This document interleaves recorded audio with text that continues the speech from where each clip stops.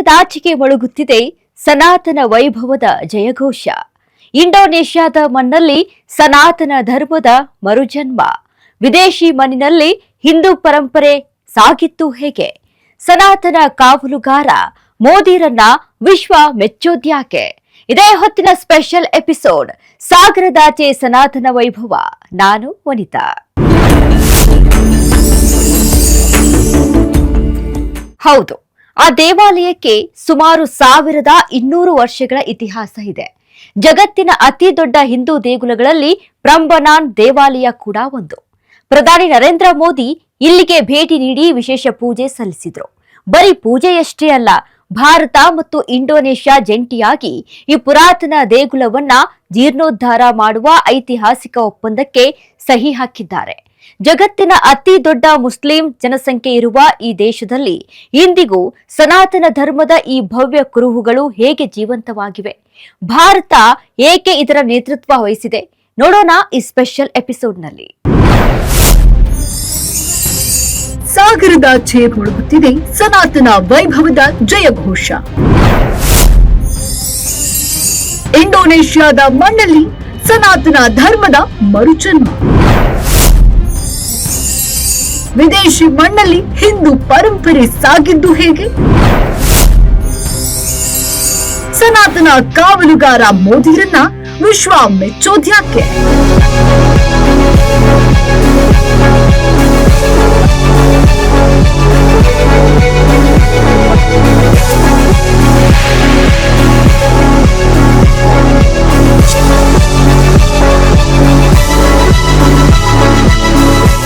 ಕ್ರಿಸ್ತಶಕ 9ನೇ ಶತಮಾನ ಅಂದ್ರೆ ಸುಮಾರು 850ರ ಕಾಲದಲ್ಲಿ ಜಾವವನ್ನ ಆಳುತ್ತಿದ್ದ ಸಂಜಯ ರಾಜವಂಶದ ರಕೈ ಪಿಕಟನ್ ಎಂಬ ರಾಜ ಈ ಅದ್ಭುತವನ್ನ ಸೃಷ್ಟಿಸಿದ್ರು. ದಕ್ಷಿಣ ಭಾರತದ ಪಲ್ಲವ ಮತ್ತು ಚೋಳರ ವಾಸ್ತುಶಿಲ್ಪ ಶೈಲಿಯನ್ನ ಹೋಲುವ ಈ ದೇಗುಲ ಮೂರ್ತಿಗಳಾದ ಬ್ರಹ್ಮ, ವಿಷ್ಣು ಮತ್ತು ಶಿವನಿಗೆ ಸಮರ್ಪಿತವಾಗಿದೆ. ಇದರಲ್ಲಿ 47 ಮೀಟರ್ ಎತ್ತರದ ಮಧ್ಯದ ಗೋಪುರ ಸಾಕ್ಷಾತ್ ಮುಕ್ಕಣ್ಣ ಶಿವನಿಗೆ ಮೀಸಲಾಗಿದೆ. ಈ ದೇವಾಲಯದ ಪ್ರತಿಯೊಂದು ಕಲ್ಲಿನಲ್ಲೂ ಭಾರತೀಯ ಮಹಾಕಾವ್ಯಗಳಾದ ರಾಮಾಯಣ ಮತ್ತು ಭಾಗವತ ಪುರಾಣದ ಕಥೆಗಳನ್ನ ಕೆತ್ತಲಾಗಿದೆ. ಭಾರತದಿಂದ ಸಾವಿರಾರು ಮೈಲಿ ದೂರದಲ್ಲಿ ಸಮುದ್ರದಾಚೆ ಇಷ್ಟೊಂದು ಭವ್ಯವಾಗಿ ಹಿಂದೂ ಸಂಸ್ಕೃತಿ ಹೇಗೆ ಜೀವಂತವಾಗಿದೆ ಎನ್ನುವುದೇ ಒಂದು ರೋಮಾಂಚನಕಾರಿ ಇತಿಹಾಸ. ಹೌದು, ಇಂಡೋನೇಷ್ಯಾ ಜಗತ್ತಿನಲ್ಲಿ ಅತಿ ಹೆಚ್ಚು ಮುಸ್ಲಿಂ ಜನಸಂಖ್ಯೆ ಇರುವ ರಾಷ್ಟ್ರ. ಆದ್ರೆ ಇಲ್ಲಿನ ಜನರ ರಕ್ತದಲ್ಲಿ, ಉಸಿರಿನಲ್ಲಿ ಇಂದಿಗೂ ಹಿಂದೂ ಸಂಸ್ಕೃತಿಯ ಬೇರುಗಳು ಜೀವಂತವಾಗಿವೆ.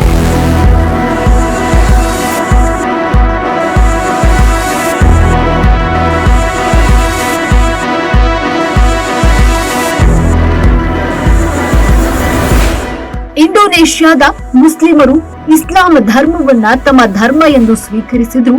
ಹಿಂದೂ ಸಂಸ್ಕೃತಿಯನ್ನ ತಮ್ಮ ಸಂಸ್ಕೃತಿ ಮತ್ತು ಪುರಾತನ ಪರಂಪರೆ ಎಂದು ಹೆಮ್ಮೆಯಿಂದ ಆಚರಿಸುತ್ತಾರೆ. ಅಲ್ಲಿನ ರಾಷ್ಟ್ರೀಯ ವಿಮಾನಯಾನ ಸಂಸ್ಥೆಯ ಹೆಸರು ಗರುಡ ಏರ್ಲೈನ್ಸ್. ಅಲ್ಲಿನ ಮಿಲಿಟರಿ ಮ್ಯಾಸ್ಕಟ್ ಹನುಮಂತ. ಅಲ್ಲಿನ ರಾಮಾಯಣ ಬ್ಯಾಲೆ ನೃತ್ಯ ವಿಶ್ವವಿಖ್ಯಾತಿಯಾಗಿದೆ. ಪ್ರಂಬನಾನ್ ದೇಗುಲವನ್ನ ಅವರು ಕೇವಲ ಧಾರ್ಮಿಕ ಕೇಂದ್ರವಾಗಿ ನೋಡದೆ ತಮ್ಮ ದೇಶದ ಸಾಂಸ್ಕೃತಿಕ ಹೆಮ್ಮೆಯಾಗಿ ರಕ್ಷಿಸಿಕೊಂಡು ಬಂದಿದ್ದಾರೆ. ಪ್ರಕೃತಿ ವಿಕೋಪ, ಭೂಕಂಪಗಳಿಂದ ಈ ದೇಗುಲ ಹಲವು ಬಾರಿ ಹಾನಿಗೊಳಗಾಗಿದ್ರು ಅಲ್ಲಿನ ಸರ್ಕಾರ ಇದನ್ನ ಅತ್ಯಂತ ಜಾಗೃತಿಯಿಂದ ಕಾಪಾಡಿಕೊಂಡು ಬರ್ತಿದ್ದಾರೆ. ಭಾರತದ ಪುರಾತತ್ವ ಇಲಾಖೆ ಈಗಾಗಲೇ ಕಾಂಬೋಡಿಯಾದ ಅಂಕೋರ್ ವಾಟ್ ಮತ್ತು ಲಾವೋಸ್ನ ವಾಟ್ ಫೌ ದೇಗುಲಗಳ ಜೀರ್ಣೋದ್ಧಾರವನ್ನ ಯಶಸ್ವಿಯಾಗಿ ಮಾಡಿದೆ. ಈಗ ಪ್ರಂಬನಾನ್ ಸರದಿ ಬಂದಿದೆ. ಈ ಜಂಟಿ ಜೀರ್ಣೋದ್ಧಾರ ಒಪ್ಪಂದದ ಮೂಲಕ ಭಾರತ ತನ್ನ ಪ್ರಾಚೀನ ವಾಸ್ತುಶಿಲ್ಪದ ತಂತ್ರಜ್ಞಾನ ಮತ್ತು ಆರ್ಥಿಕ ನೆರವನ್ನ ಇಂಡೋನೇಷ್ಯಾಕ್ಕೆ ನೀಡಲಿದೆ. ಇದು ಕೇವಲ ಕಲ್ಲು ಸಿಮೆಂಟ್ಗಳ ಜೋಡಣೆಯಲ್ಲ, ಬದಲಿಗೆ ಭಾರತ ಮತ್ತು ಇಂಡೋನೇಷ್ಯಾ ನಡುವಿನ 2000 ವರ್ಷಗಳ ಹಳೆಯ ಕಡಲ ತೀರದ ವ್ಯಾಪಾರ ಮತ್ತು ಸಾಂಸ್ಕೃತಿಕ ಬಾಂಧವ್ಯಕ್ಕೆ ಮರುಜೀವ ನೀಡಲಾಗ್ತಿದೆ.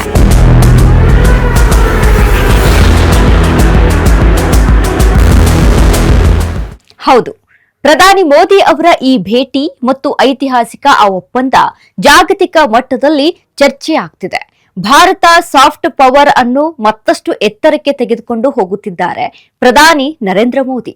ಧರ್ಮಗಳು ಬದಲಾಗಬಹುದು, ಆದ್ರೆ ಪೂರ್ವಜರು ಬಿಟ್ಟು ಹೋದ ಸಾಂಸ್ಕೃತಿಕ ಪರಂಪರೆ ಎಂದಿಗೂ ಅಳಿಸಿ ಹೋಗೋದಿಲ್ಲ ಅನ್ನೋದಕ್ಕೆ ಈ ಇಂಡೋನೇಷ್ಯಾದ ಪ್ರಂಬನಾನ್ ದೇಗುಲ. ಆ ಬಗ್ಗೆ ನೋಡೋಣ ಬನ್ನಿ.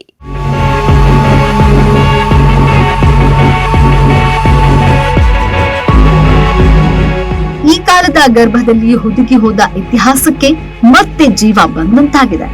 1000 ವರ್ಷಗಳ ಹಿಂದಿನ ಕಲ್ಲಿನ ಕೆತ್ತನೆಗಳು ಮತ್ತೆ ಮಾತನಾಡಲು ಶುರು ಮಾಡಿದ್ದಾವೆ. ಜಾಗತಿಕ ರಾಜತಾಂತ್ರಿಕತೆಯಲ್ಲಿ ಹೊಸದೊಂದು ಅಧ್ಯಾಯ ಪ್ರಾರಂಭವಾಗಿದೆ.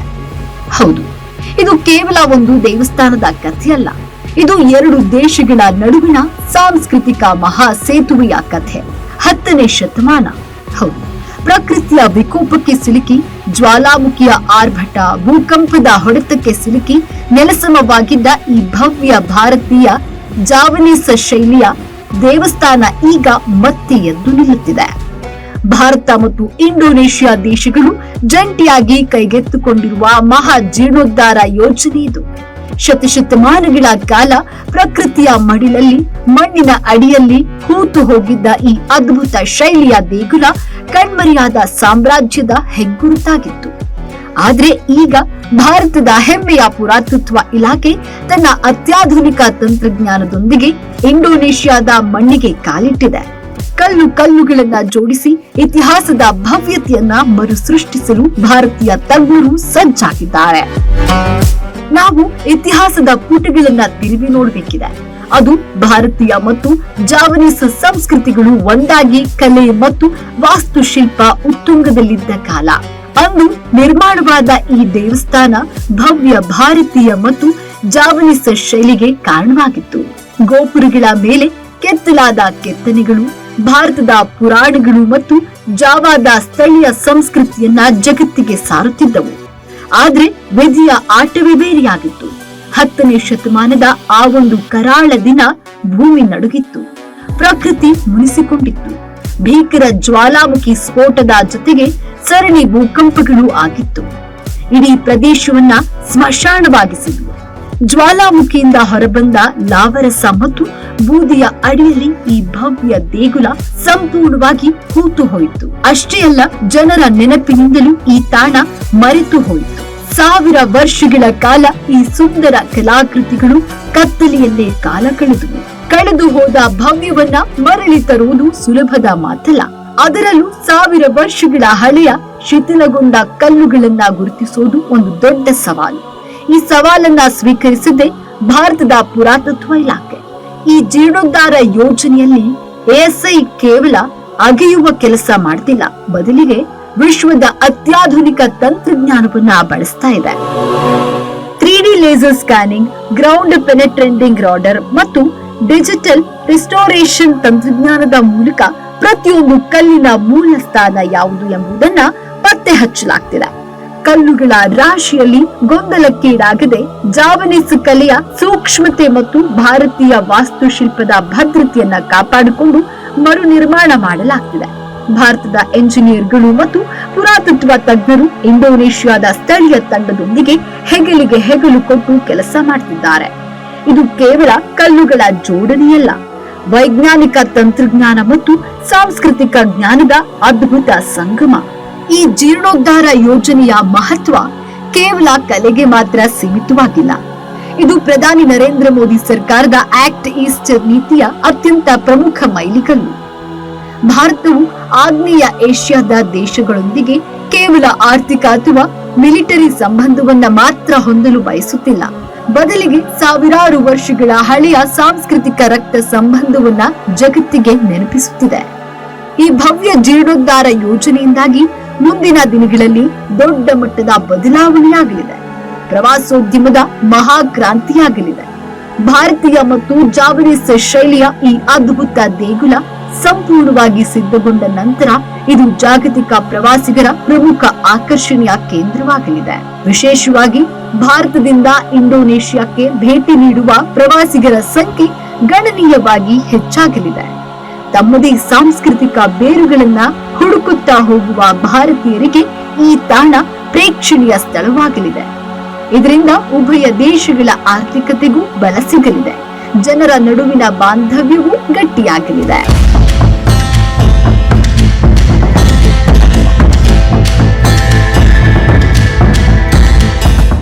ಇಂಡೋನೇಷ್ಯಾ ಅತಿ ಹೆಚ್ಚು ಮುಸ್ಲಿಂ ಜನಸಂಖ್ಯೆ ಇರೋ ದೇಶ. ವಿಶೇಷ ಅಂದ್ರೆ ಅಲ್ಲಿ ಶಿವನ ಸಾಮ್ರಾಜ್ಯ ತಲೆ ಎತ್ತಿ ನಿಂತಿದೆ. ಅದೇ ಪ್ರಂಬನಾನ್ ದೇವಾಲಯ. ಭರತ ಭೂಮಿಯ ಹೊರಗೆ ನಿರ್ಮಾಣವಾದ ಜಗತ್ತಿನ ಅತ್ಯಂತ ಪವಿತ್ರ ದೇವಾಲಯ ಇದು. 9ನೇ ಶತಮಾನದಲ್ಲಿ ಅಂದ್ರೆ ಇಂದಿಗೆ ಸುಮಾರು 1100 ವರ್ಷಗಳ ಹಿಂದೆ ರಕೈಪಿಕಟನ್ ಎಂಬ ರಾಜ ಈ ಭವ್ಯ ಸಾಮ್ರಾಜ್ಯಕ್ಕೆ ಮುನ್ನುಡಿ ಬರೆದಿದ್ದರು. ಆ ಬಗ್ಗೆ ನೋಡೋಣ ಬನ್ನಿ.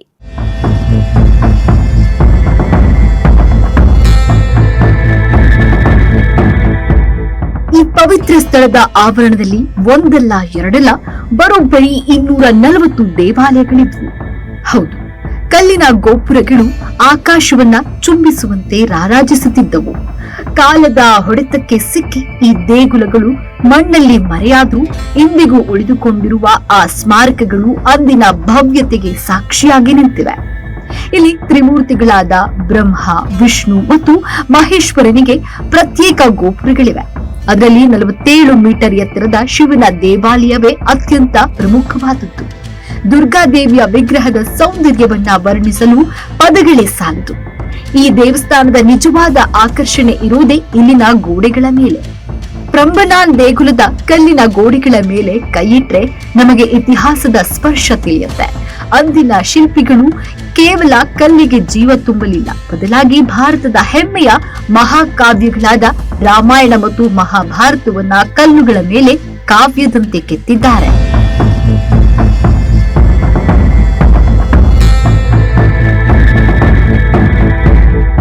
ರಾಮನ ಜನನ, ಸೀತೆಯ ಅಪಹರಣ, ಹನುಮಂತನ ಲಂಕದಹನ, ರಾವಣನ ಸಂಹಾರ, ಹೀಗೆ ರಾಮಾಯಣದ ಪ್ರತಿಯೊಂದು ಅಧ್ಯಾಯವೂ ಇಲ್ಲಿನ ಗೋಡೆಗಳ ಮೇಲೆ ಇಂದಿಗೂ ಜೀವಂತವಾಗಿದೆ. ಹಾಗೆಯೇ ಮಹಾಭಾರತದ ಧರ್ಮ ಮತ್ತು ಅಧರ್ಮದ ಯುದ್ಧದ ದೃಶ್ಯಗಳು ನೋಡುಗರನ್ನ ಮಂತ್ರಮುಗ್ಧರನ್ನಾಗಿಸುತ್ತವೆ. ಭಾರತದಲ್ಲಿ ಹುಟ್ಟಿದ ಕಥೆಗಳು ಇಂಡೋನೇಷ್ಯಾದ ಕಲ್ಲುಗಳ ಮೇಲೆ ಅದೆಷ್ಟು ಅದ್ಭುತವಾಗಿ ಮೂಡಿ ಬಂದಿವೆ ಎನ್ನುವುದೇ ವಿಶೇಷ. ಆದ್ರೆ 10ನೇ ಶತಮಾನದ ನಂತರ ಈ ಭವ್ಯ ಸಾಮ್ರಾಜ್ಯ ಇದ್ದಕ್ಕಿದ್ದಂತೆ ಕಣ್ಮರೆಯಾಯಿತು. ಇಂದು ಯುನೆಸ್ಕೋ ಇದನ್ನ ಜಾಗತಿಕ ಪರಂಪರೆಯ ತಾಣವೆಂದು ಘೋಷಿಸಿದೆ. ಪ್ರತಿ ವರ್ಷ ಲಕ್ಷಾಂತರ ಪ್ರವಾಸಿಗರು, ಸಂಶೋಧಕರು ಈ ಕಲಾ ವೈಭವವನ್ನ ನೋಡಲು ಜಾವಾ ದ್ವೀಪಕ್ಕೆ ಬರುತ್ತಾರೆ. ಪ್ರಂಬನಾನ್ ಕೇವಲ ಕಲ್ಲುಗಳ ಕಟ್ಟಡವಲ್ಲ, ಅದು ಭಾರತ ಮತ್ತು ಆಗ್ನೇಯ ಏಷ್ಯಾದ ನಡುವಿನ ಸಾಂಸ್ಕೃತಿಕ ಬಾಂಧವ್ಯದ ಹೆಮ್ಮೆಯ ಸಂಕೇತ. ಕಾಲ ಉರುಳಬಹುದು, ಸಾಮ್ರಾಜ್ಯಗಳು ಅಳಿಯಬಹುದು, ಆದರೆ ಪ್ರಂಬನಾನ್ನ ಈ 240 ದೇಗುಲಗಳ ಇತಿಹಾಸ ಮತ್ತು ಕಲ್ಲುಗಳಲ್ಲಿ ಕೆತ್ತಿದ ರಾಮ ಕೃಷ್ಣರ ಕಥೆಗಳು ಎಂದಿಗೂ ಅಮರ.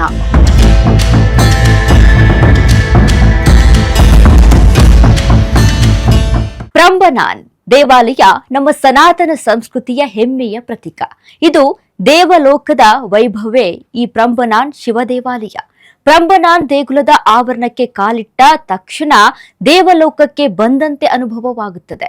ಸೃಷ್ಟಿಕರ್ತ ಬ್ರಹ್ಮ, ಸ್ಥಿತಿಪಾಲಕ ವಿಷ್ಣು ಮತ್ತು ಲಯಕಾರಕ ಮಹೇಶ್ವರನಿಗೆ ಈ ಗೋಪುರಗಳನ್ನ ಮುಡಿಪಾಗಿಡಲಾಗಿದೆ. ಆ ಬಗ್ಗೆ ನೋಡೋಣ ಬನ್ನಿ. ಧರ್ಮ ಇಸ್ಲಾಂ ಆಗಿರಬಹುದು, ಪರಂಪರೆ ಮಾತ್ರ ಸನಾತನ. ಹೌದು, ಜಗತ್ತಿಗೆ ಧರ್ಮ ಮತ್ತು ದೇಶದ ಸಂಸ್ಕೃತಿ ಎರಡನ್ನೂ ಸಮಾನ ಗೌರವದಿಂದ ಮುನ್ನಡೆಸಬಹುದು ಅನ್ನೋದನ್ನ ತೋರಿಸಿಕೊಟ್ಟಿರುವ ಏಕೈಕ ದೇಶ ಅಂದ್ರೆ ಇಂಡೋನೇಷ್ಯಾ. ಪ್ರಧಾನಿ ನರೇಂದ್ರ ಮೋದಿರವರ ಇಂಡೋನೇಷ್ಯಾ ಪ್ರವಾಸವು ಕೇವಲ 2 ದಿನಗಳ ರಾಜತಾಂತ್ರಿಕ ಭೇಟಿಯಾಗಿರಲಿಲ್ಲ. ಅದು ಸಾವಿರಾರು ವರ್ಷಗಳ ಹಳೆಯ ನಾಗರಿಕ ಸಂಬಂಧಗಳ ಪುರಾತನದ ಮಹಾಪರ್ವವಾಗಿತ್ತು. ಇಂಡೋನೇಷ್ಯಾದಲ್ಲಿ ಸನಾತನ ಸಂಸ್ಕೃತಿ ಅನ್ನೋದು ಕೇವಲ ಇತಿಹಾಸದ ಪುಸ್ತಕಗಳಿಗೆ ಸೀಮಿತವಾಗಿಲ್ಲ. ಅದು ಅಲ್ಲಿನ ಜನರ ಪ್ರತಿದಿನದ ಜೀವನದ ಭಾಗ. ಈ ಇಸ್ಲಾಂ ರಾಷ್ಟ್ರದ ರಾಷ್ಟ್ರೀಯ ಲಾಂಛನ ಗರುಡ ಪಂಚಶಿಲಾ. ಅಲ್ಲಿನ ಹೆಮ್ಮೆಯ ವಿಮಾನದ ಸಂಸ್ಥೆಯ ಹೆಸರು ಗರುಡ ಇಂಡೋನೇಷ್ಯಾ. ಇಷ್ಟೇ ಯಾಕೆ, ಅಲ್ಲಿನ 20,000 ಕರೆನ್ಸಿ ನೋಟಿನ ಮೇಲೆ ರಾರಾಜಿಸೋದು ಸಾಕ್ಷಾತ್ ಬುದ್ಧಿವಂತಿಕೆಯ ಅಧಿದೇವತೆ ಶ್ರೀ ಗಣೇಶ. ಇಂಡೋನೇಷ್ಯಾದ ಹೃದಯ ಭಾಗದಲ್ಲಿರುವ ಬಾಲಿ ದ್ವೀಪಕ್ಕೆ ಕಾಲಿಟ್ರೆ ನೀವು ಭಾರತದ ಯಾವುದೋ ಪವಿತ್ರ ಕ್ಷೇತ್ರಕ್ಕೆ ಬಂದ ಅನುಭವವಾಗುತ್ತೆ. 80%ಕ್ಕೂ ಹೆಚ್ಚು ಹಿಂದೂಗಳಿದ್ದಾರೆ. ಇಸ್ಲಾಂ ಆಡಳಿತದ ನಡುವೆಯೂ ಈ ದೇಶ ತನ್ನ ಪ್ರಾಚೀನ ಹಿಂದೂ ಮತ್ತು ಬೌದ್ಧ ಪರಂಪರೆಯ ಸ್ಮಾರಕಗಳನ್ನ ಕಣ್ಣಿನ ರೆಪ್ಪೆಯಂತೆ ಕಾಪಾಡಿಕೊಂಡು ಬಂದಿದೆ. ಧಾರ್ಮಿಕ ಅಹಿಷ್ಣುತೆಗೆ ಜಗತ್ತಿನ ಹಲವು ದೇಶಗಳು ತತ್ತರಿಸುತ್ತಿರುವಾಗ ಇಂಡೋನೇಷಿಯಾ ಮಾತ್ರ ತನ್ನ ಸನಾತನ ಬೇರುಗಳನ್ನ ಹೆಮ್ಮೆಯಿಂದ ಜಗತ್ತಿಗೆ ಪ್ರದರ್ಶಿಸುತ್ತಿದೆ. ಭಾರತ ಮತ್ತು ಇಂಡೋನೇಷಿಯಾ ನಡುವಿನ ಈ ಸಂಬಂಧ ಇವತ್ತಿನದ್ದಲ್ಲ, ನೆನ್ನೆಯದ್ದಲ್ಲ. ಇದು ಸಾವಿರಾರು ವರ್ಷಗಳ ಹಳೆಯ ಸಾಗರ ಸಾಮ್ರಾಜ್ಯದ ಕಥೆ. ಭಾರತದ ಚೋಳ ರಾಜರು ಮತ್ತು ಕಳಿಂಗ ಸಾಮ್ರಾಜ್ಯದ ನಾವಿಕರು ಬಂಗಾಳ ಕೊಲ್ಲಿಯ ಅಲೆಗಳನ್ನ ಸೀಳಿ ಇಂಡೋನೇಷಿಯಾದ ದ್ವೀಪಗಳನ್ನ ತಲುಪಿತು. ವ್ಯಾಪಾರ, ಜ್ಞಾನ ಮತ್ತು ಸಂಸ್ಕೃತಿಯ ವಿನಿಮಯದ ಮೂಲಕ ಉಭಯ ದೇಶಗಳ ನಡುವೆ ಭದ್ರವಾದ ನಾವಿಕ ಮತ್ತು ನಾಗರಿಕ ಬಾಂಧವ್ಯ ಬೆಳೆದಿತ್ತು.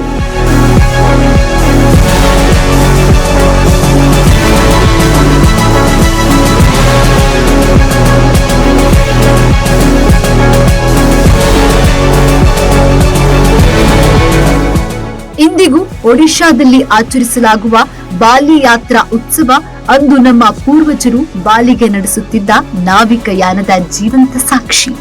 ಈ ಸಾಗರ ಸಂಬಂಧ ಕೇವಲ ವ್ಯಾಪಾರಕ್ಕಾಗಿರಲಿಲ್ಲ, ಅದು ಎರಡು ಮಹಾನ್ ಸಂಸ್ಕೃತಿಗಳನ್ನ ಬೆಸೆದ ಅಮರ ಸೇತುವೆಯಾಗಿತ್ತು.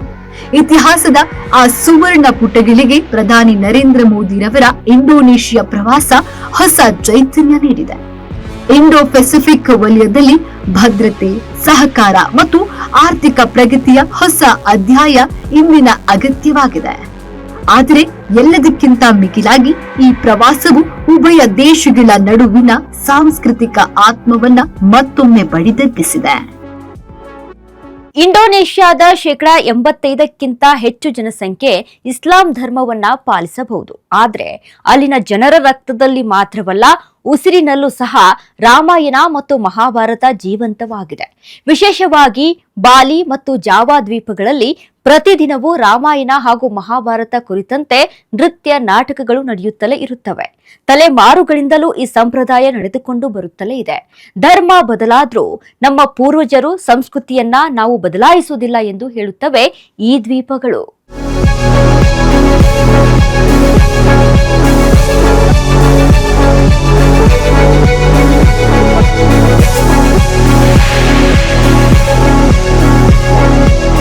ಇಸ್ಲಾಂ ಧರ್ಮ ಇಂಡೋನೇಷ್ಯಾದ ಮಣ್ಣಿನಲ್ಲಿ ತನ್ನ ಬೇರುಗಳನ್ನ ಬಿಡುವುದಕ್ಕೂ ಮುಂಚೆ, ಅಂದ್ರೆ 1ರಿಂದ 16ನೇ ಶತಮಾನದವರೆಗೆ ಆ ದ್ವೀಪಗಳಲ್ಲಿ ಹಿಂದೂ ಮತ್ತು ಬೌದ್ಧ ರಾಜವಂಶಗಳು ವೈಭವದಿಂದ ಆಳ್ವಿಕೆ ನಡೆಸಿದವು. ಶ್ರೀವಿಜಯ ಮತ್ತು ಮಜಾಪಾಹಿತ್ ಸಾಮ್ರಾಜ್ಯಗಳ ಕಾಲದಲ್ಲಿ ಭಾರತದ ಚೋಳರು ಹಾಗೂ ಇತರ ರಾಜ್ಯರೊಂದಿಗೆ ಇಂಡೋನೇಷಿಯಾ ವ್ಯಾಪಾರ ಮತ್ತು ಸಾಂಸ್ಕೃತಿಕ ಸಂಬಂಧವನ್ನ ಹೊಂದಿತ್ತು. ಕಾಲ ಬದಲಾಯಿತು. 15 ಮತ್ತು 16ನೇ ಶತಮಾನದ ಕಾಲದಲ್ಲಿ ಅಲ್ಲಿನ ಬಹುಸಂಖ್ಯಾತ ಜನರು ಇಸ್ಲಾಂ ಧರ್ಮಕ್ಕೆ ಮತಾಂತರಗೊಂಡರು. ಆದ್ರೆ ವಿಸ್ಮಯವೆಂದ್ರೆ ತಲೆಮಾರುಗಳಿಂದ ಬಂದ ತಮ್ಮ ಪೂರ್ವಜರ ಹಿಂದೂ ಸಂಸ್ಕೃತಿ, ಆಚಾರ ವಿಚಾರ ಮತ್ತು ಕಲೆಗಳನ್ನ ಅವರು ಎಂದಿಗೂ ಕೈಬಿಡಲೇ ಇಲ್ಲ.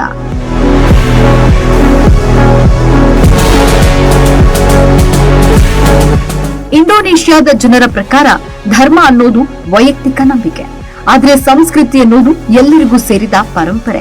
ಇಸ್ಲಾಮನ್ನ ತಮ್ಮ ಧರ್ಮವಾಗಿ ಸ್ವೀಕರಿಸಿದ್ರು.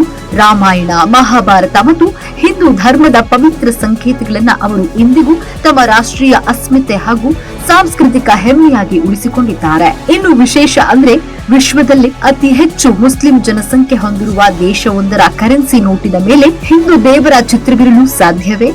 ಹೌದು, ಇಂಡೋನೇಷ್ಯಾ ಇದನ್ನ ಸಾಬೀತುಪಡಿಸಿದೆ. ಅಲ್ಲಿನ 20,000 ರೂಪಾಯಿಯ ಮುಖಬೆಲೆಯ ನೋಟಿನ ಮೇಲೆ ಶ್ರೀ ಗಣೇಶನ ಚಿತ್ರವನ್ನ ಹೆಮ್ಮೆಯಿಂದ ಮುದ್ರಿಸಲಾಗಿತ್ತು. ಇಂಡೋನೇಷ್ಯಾದಲ್ಲಿ ಗಣೇಶನನ್ನ ಕೇವಲ ಒಂದು ಧರ್ಮದ ದೇವರಾಗಿ ನೋಡುವುದಿಲ್ಲ, ಬದಲಿಗೆ ಆತನನ್ನ ಜ್ಞಾನ, ಬುದ್ಧಿವಂತಿಕೆ ಮತ್ತು ಶಿಕ್ಷಣದ ಸಂಕೇತವಾಗಿ ಗೌರವಿಸಲಾಗುತ್ತದೆ, ಆರಾಧಿಸಲಾಗುತ್ತದೆ. ಧರ್ಮ ಯಾವುದಾದ್ರೂ ಇರಲಿ, ಜ್ಞಾನದ ಸಂಕೇತ ಎಲ್ಲರಿಗೂ ಒಂದೇ ಎಂಬ ನಂಬಿಕೆ ಇವರದ್ದು. ಇಂಡೋನೇಷ್ಯಾದ ಮುಸ್ಲಿಂ ನಾಗರಿಕರ ಹೆಸರುಗಳನ್ನ ಗಮನಿಸಿದ್ರೆ ನಿಮಗೆ ಭಾರತದ ಪುರಾತನ ಸಂಸ್ಕೃತ ಭಾಷೆ ನೆನಪಾಗುತ್ತೆ. ಇಲ್ಲಿನ ಮುಸ್ಲಿಂ ಸಮುದಾಯದ ನಾಯಕರ ಹೆಸರುಗಳು ಹಿಂದೂ ಮತ್ತು ಸಂಸ್ಕೃತ ಮೂಲದಿಂದ ಕೂಡಿವೆ. ಇದಕ್ಕೆ ಉದಾಹರಣೆ ಅಂದ್ರೆ ಅಲ್ಲಿನ ಮಾಜಿ ಮಹಿಳಾ ಅಧ್ಯಕ್ಷರ ಹೆಸರು ಮೇಘಾವತಿ ಸುಕಾರ್ನೋ ಪುತ್ರಿ.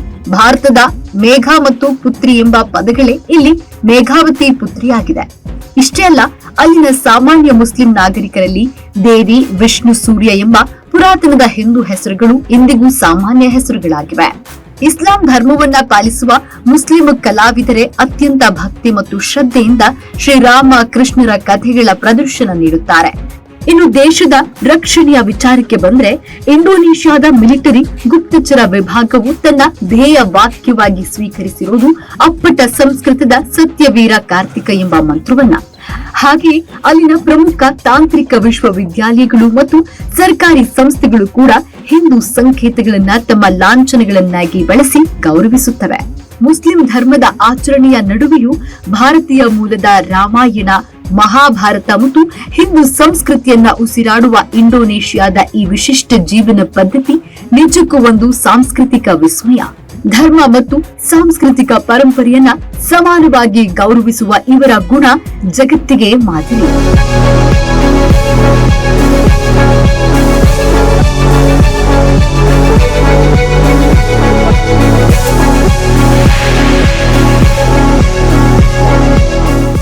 ಧರ್ಮಗಳ ಗಡಿಯನ್ನ ಮೀರಿ ಇತಿಹಾಸ ಮತ್ತು ಕಲೆಯನ್ನ ಗೌರವಿಸುವ ಇಂಡೋನೇಷ್ಯಾದ ಈ ನಡೆ ಜಗತ್ತಿಗೆ ಮಾದರಿ. 1000 ವರ್ಷಗಳ ಹಿಂದೆ ನಿರ್ಮಾಣವಾಗಿ ಇಂದಿಗೂ ಜಗತ್ತಿನ ಪ್ರವಾಸಿಗರನ್ನ ಸೆಳೆಯುತ್ತಿದೆ ಪ್ರಂಬನಾನ್ ದೇವಾಲಯ.